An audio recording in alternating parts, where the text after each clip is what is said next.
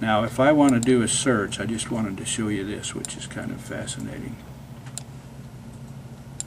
This goes to our, this is where now I'm in here to do some research. Okay. And I can search here, but if I come down here, I can search by these.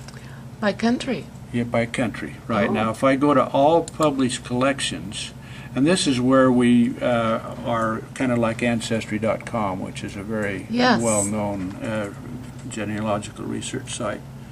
Now here I can condition it by place, I can condition it by date ranges, or by vital records.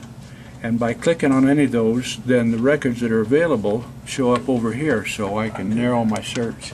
Now you notice there's a camera beside some of these records. That camera means I can see the original document that was filmed. Oh, okay. Now if I go up here, now this is just picking Alabama because that's first in. Now if I show you, I click on the title last updated, then it's going to be in order by date, and you can see already today they have added these many collections right here. Wow. That have come in from our indexing. Yeah. They add millions of records every day. We've got millions of people, hundreds of thousands I should say, that are indexing and doing this. Now if I click on records, it will sort that, and you can see the size of our databases. Now the International Genealogical Index is our biggest, and it's almost 1 billion records. Wow. And then here's the Social Security Death Index. We have 93 million records, and so forth. You can just see down here the size of the collections. Those are all searchable for people who are interested in finding their family history.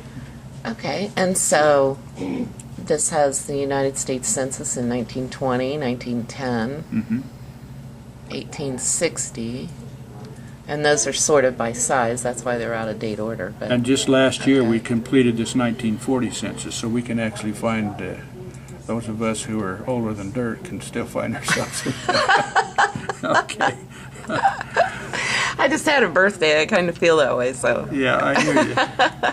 So at any rate, that's kind of shows your collections. Now we can actually go to genealogies, and these are patron submitted, user submitted genealogies.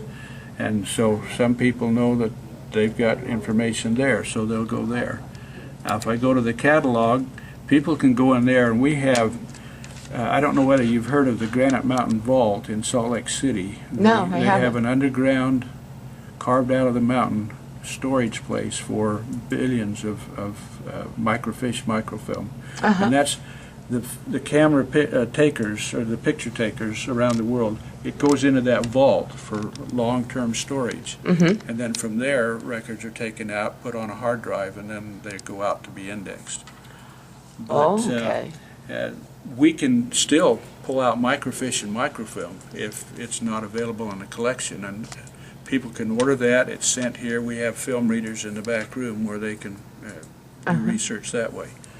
Now, is that just church members, or is that everyone? Anybody. That's everybody. Okay. You bet. Okay.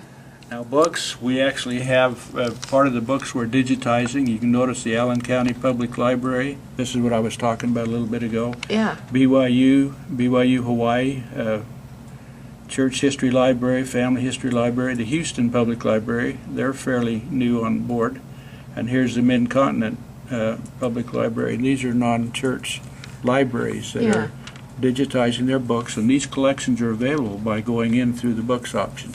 See, that last one, the Midwest Genealogy Center, that's probably where my ancestors are, since I grew up in Ohio. Oh yeah, you bet. And Allen County wouldn't be too far away now. No, Allen County's probably the closer. Yeah. Now to here's where I the live. center. See, as soon as I click on that, it gives me ways of figuring out what to do, what their collections are, how to get started, and a little bit of advertising here.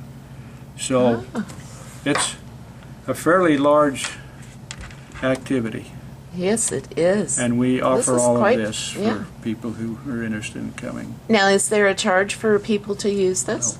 No Okay. charge. Well, It's- we charge 5 cents a sheet to copy Okay. something. We can copy off this, it'll go to a printer. Okay. So Okay. that's the only charge. Wow, that's pretty nice. All right. See, that's the difference. The Ancestry.com, you'll pay a reasonably good fee to get access to all our sources. We actually have access. The church has got a contact with Ancestry.com, so we can actually get in. It's not as complete as they offer through the paid subscriptions. Oh, I see. But people can get to Ancestry.com here without being a subscriber. Oh, okay.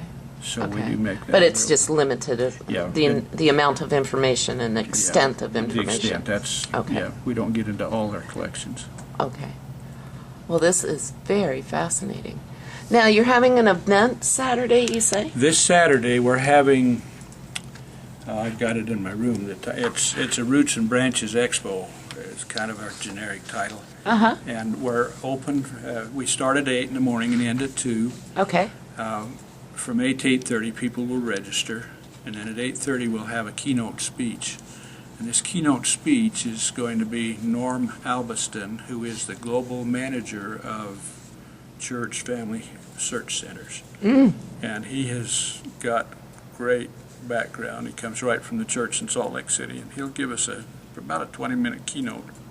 Okay. And then we're going to dedicate the center. It's just something that churches do with their buildings, you know, to bless it and ask for Father's protection and that kind of thing. Right. So we'll dedicate it about 5 to 9. It'll just take 5 minutes, and then we'll start a rotation of 5 classes every hour from 9 to 2. And it'll be a 50-minute class, and people can come in here, and we'll have indexing training and introduction. We'll have other rooms that'll have a family tree. We'll have rooms that'll teach how to do research, and there'll be a couple of other options. We'll have demonstrations and displays in our cultural hall basketball court. Okay. And we'll have lunch. We're going to have Subway sandwiches here Okay. free for about 11 o'clock. People can slip in there and see the demos and have a bite to eat. Yeah. So, and we really are anxious to bring the community in. Yeah.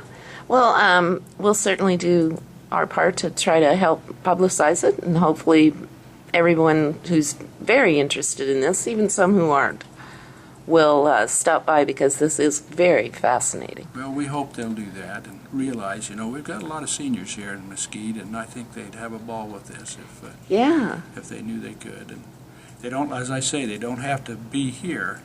They can come here and get whatever their training we wanted, and we can help show them how to log in and get started, and then they can do it at home. Yeah. Okay. Well, thank you so much, John. This has just been a fascinating tour. Well, thank you for your interest and your willingness to tell our story. You bet. All right. Thanks.